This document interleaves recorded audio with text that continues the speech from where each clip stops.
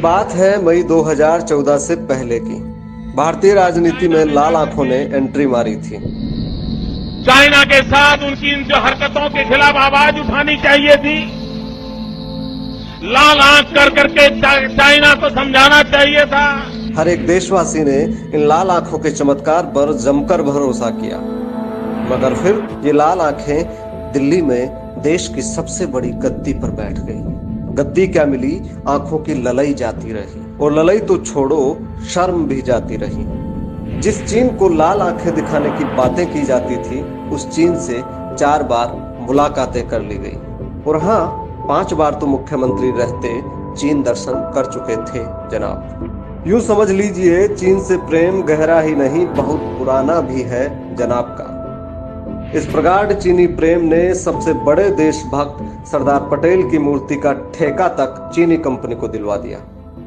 आप और हम लगे हुए हैं बाइकॉट चाइना में, और सरकार न केवल टिकटॉक पर चल छैया कर रही है, बल्कि आपके हमारे प्यारे बाइकॉट चाइना तक से नाता तोड़ लिया है। और हाँ, जब आप बाइकॉट चाइना टाइप कर रहे थे, ठीक उसी वक्त जनाब ने दिल्ली मेरठ रैपिड रेल का ठेका चीनी कंपनी की झोली में डाल दिया था। अब समय आ गया है क्रोनोलॉजी समझने का। क्रोनोलॉजी समझ लीजिए। और क्रोनोलॉजी यह है कि चाइना ने भारत माँ की सरजमी पर लगभग 70 किलोमीटर कब्जा कर लिया है, और लाल आंखें मौन है।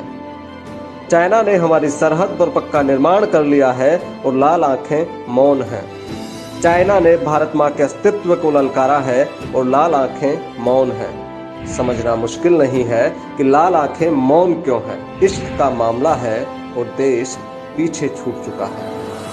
बॉर्डर पर मारे गए 20 जवान, 20 नहीं बल्कि 20 से ऊपर, क्योंकि कुछ तो झड़प में गलवान घाटी की नदी में बह गए हैं। उनका तो पता ही नहीं है, उनकी काउंटिंग नहीं की जा रही है, सिर्फ 20 की काउंटिंग की जा रही है, जबकि 20 से ऊपर है। और 16 जवान उसमें से बिहार रेजिमेंट के हैं, और बिहार रेजिमेंट के जवान हैं इसलिए मारे गए हैं क्योंकि बिहार में चुनाव है।